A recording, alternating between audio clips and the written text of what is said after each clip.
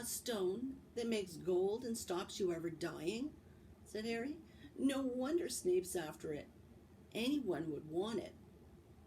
And no wonder we couldn't find Flamel in that study of recent developments in wizardry. He's not exactly recent if he's 665, is he? Next morning, in defense against the dark arts, while copying down different ways of treating werewolf bites, Harry and Ron were still discussing what they'd do with the Philosopher's Stone if they had one. It wasn't until Ron said he'd buy his own Quidditch team that Harry remembered about Snape and the coming match. I'm going to play, he's told Ron and Hermione. If I don't, all the Slytherins will think I'm just too scared to face Snape. I'll show them. I'll really wipe the smiles off their faces if we win. Just as long as we're not wiping you off the pitch, said Hermione. As the match drew nearer, however, Harry became more and more nervous, whatever he told Ron and Hermione. The rest of the team weren't too calm either. The idea of overtaking Slytherin in the house championship was wonderful. No one had done it for nearly 7 years. But would they be allowed to, with such a biased referee? Harry didn't know whether he was imagining it or not, but he seemed to keep running into Snape wherever he went. At times he even wondered whether Snape was following him, trying to catch him on his own. Potions lessons were turning into sort of a weekly torture. Snape was so horrible to Harry. Could Snape possibly know they'd found out about the Philosopher's Stone? Harry didn't see how he could, yet he sometimes had the horrible feeling that Snape could read minds. Harry knew when they wished him good luck outside the changing rooms next afternoon that Ron and Hermione were wondering whether they'd ever see him alive again. This wasn't what you'd call comforting. Harry hardly heard a word of Wood's pep talk as he pulled on his Quidditch robes and picked up his Nimbus 2000. Ron and Hermione, meanwhile, had found a place in the stands next to Neville, who couldn't understand why they looked so grim and worried, or why they had both brought their wands to the match. Little did Harry know that Ron and Hermione had been secretly practicing the leg locker curse. They got the idea from Malfoy using it on Neville, and were ready to use it on Snape if he showed any sign of wanting to hurt Harry. Now, don't forget, it's locomotor mortis, Hermione muttered as Ron slipped his wand up his sleeve. I know, Ron snapped. Don't nag. Don't want to pressure you, Potter, but if we ever need an early capture of the snitch, it's now, said Wood. Finish the game before Snape can favor Hufflepuff too much. The whole school's out there, said Fred Weasley, peering out of the door. Even blimey, Dumbledore's come to watch. Harry's heart did a somersault.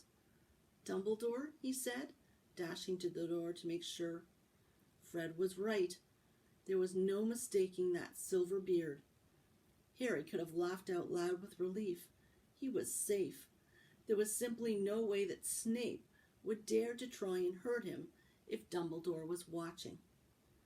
Perhaps that was why Snape was looking so angry as the teams marched onto the pitch, something that Ron noticed too. Never seen Snape look so mean, he told Hermione. Look, they're off. Ouch! Someone had poked Ron in the back of the head. It was Malfoy. Oh, sorry, Weasley, didn't see you there. Malfoy grinned broadly at Crabbe and Goyle. Wonder how long Potter's going to stay on his broom this time. Anyone want to bet? What about you, Weasley? Ron didn't answer. Snape had just awarded Hufflepuff a penalty because George Weasley had hit a bludger at him. Hermione, who had all her fingers crossed in her lap, was squinting fixedly at Harry, who was circling the game like a hawk, looking for the snitch. You know how I think they choose people for the Gryffindor team, said Malfoy loudly, as Snape awarded Hufflepuff another penalty for no reason at all. It's people they feel sorry for. See, there's Potter, who's got no parents, Then there's the Weasleys, who've got no money. You should be on the team, Longbottom. You've got no brains. Neville went bright red, but turned in his seat to face Malfoy. I'm worth 12 of you, Malfoy, he stammered. Malfoy, Crabbe, and Goyle howled with laughter, but Ron, still not daring to take his eyes from the game, said, You tell him, Neville. Longbottom, if brains were gold, you'd be poorer than Weasley, and that's saying something. Ron's nerves were about stretched to breaking point with anxiety about Harry. I'm warning you, Malfoy, one more word. Ron, said Hermione suddenly. Harry! What? Where? Harry had suddenly gone into a spectacular dive, which drew gasps and cheers from the crowd. Hermione stood up, her crossed fingers in her mouth, as Harry streaked towards the ground like a bullet. You're in luck, Weasley. Potter's obviously spotted some money on the ground, said Malfoy. Ron snapped. Before Malfoy knew what was happening, Ron was on top of him, wrestling him to the ground. Neville hesitated, then clambered over the back of his seat to help. Come on, Harry, Hermione screamed, leaping onto her seat to watch as Harry sped straight at Snape. She didn't even notice Malfoy and Ron rolling around under her seat, or the scuffles and yelps coming from the whirl of fists that was Neville, Crabbe, and Goyle. Up in the air, Snape turned on his broomstick just in time to see something scarlet shoot past him, missing him by inches. Next second, Harry had pulled out of the dive, his arm raised in triumph, the snitch clasped in his hand. The stands erupted. It had to be a record. No one could ever remember the snitch being caught so quickly. Ron, where are you? The game's over. Harry's won. We've won. Gryffindor are in the lead, shrieked Hermione, dancing up and down on her seat and hugging Parvati Paddle in the row in front. Harry jumped off his broom a foot from the ground. He couldn't believe it. He'd done it. The game was over. It had barely lasted 5 minutes. As Gryffindors came spilling onto the pitch, he saw Snape land nearby, white-faced and tight-lipped. Then Harry felt a hand on his shoulder and looked up into Dumbledore's smiling face. Well done, said Dumbledore quietly, so that only Harry could hear. Nice to see you haven't been brooding about that mirror. Been keeping busy? Excellent. Snape spat bitterly on the ground. Harry left the changing room alone sometime later to take his Nimbus 2000 back to the broom shed. He couldn't ever remember feeling happier. He'd really done something to be proud of now. No one could say he was just a famous name anymore. The evening air had never smelled so sweet. He walked over the damp grass, reliving the last hour in his head, which was a happy blur. Gryffindors running to lift him on their shoulders, Ron and Hermione in the distance, jumping up and down, Ron cheering through a heavy nosebleed. Harry had reached the shed. He leant against the wooden door and looked up at Hogwarts, with its windows glowing red in the setting sun. Gryffindor in the lead. He'd done it. He'd shown Snape. And speaking of Snape, a hooded figure came swiftly down the front steps of the castle.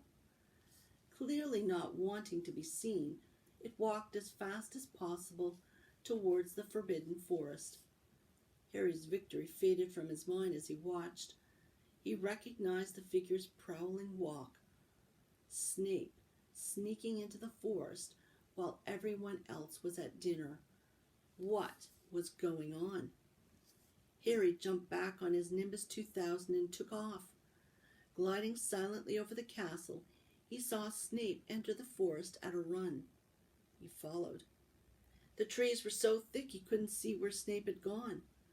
He flew in circles, lower and lower, brushing the top branches of trees until he heard voices. He glided towards them, and landed noiselessly in a towering beech tree. He climbed carefully along one of the branches, holding tight to his broomstick, trying to see through the leaves. Below, in a shadowy clearing, stood Snape, but he wasn't alone. Quirrell was there too. Harry couldn't make out the look on his face, but he was stuttering worse than ever. Harry strained to catch what they were saying. "Don't know why you wanted to meet me here of all places, Severus." "Oh, I thought we'd keep this private," said Snape, his voice icy. "Students aren't supposed to know about the Philosopher's Stone, after all." Harry leant forward. Quirrell was mumbling something. Snape interrupted him. "Have you found out how to get past that beast of Hagrid's yet?" "But Severus, You don't want me as your enemy, Quirrell," said Snape, taking a step towards him. "I don't know what you mean." "You know perfectly well what I mean." An owl hooted loudly, and Harry nearly fell out of the tree. He steadied himself in time to hear Snape say, "Your little bit of hocus-pocus?" "I'm waiting." "But I don't." "Very well," Snape cut in. "We'll have another little chat soon, when you've had time to think things over and decide where your loyalties lie." He threw his cloak over his head and strode out of the clearing. It was almost dark now, but Harry could see Quirrell, standing quite still as though he was petrified. "Harry, where have you been?" Hermione squeaked. "We won, you won, we won," shouted Ron, thumping Harry on the back. "And I gave Malfoy a black eye, and Neville tried to take on Crabbe and Goyle, single-handed. He's still out cold, but Madame Pomfrey says he'll be all right. Talk about showing Slytherin. Everyone's waiting for you in the common room. We're having a party. Fred and George stole some cakes and stuff from the kitchens." "Never mind that now," said Harry breathlessly. "Let's find an empty room. You wait till you hear this." He made sure Peeves wasn't inside before shutting the door behind them. Then he told them what he'd seen and heard. "So we were right. It is the Philosopher's Stone, and Snape's trying to force Quirrell to help him get it. He asked if he knew how to get past Fluffy, and he said something about Quirrell's hocus-pocus. I reckon there are other things guarding the stone apart from Fluffy. Loads of enchantments, probably, and Quirrell would have done some anti-dark spells, which Snape needs to break through." "So you mean the stone's only safe as long as Quirrell stands up to Snape?" said Hermione in alarm. "It'll be gone by next Thursday," said Ron.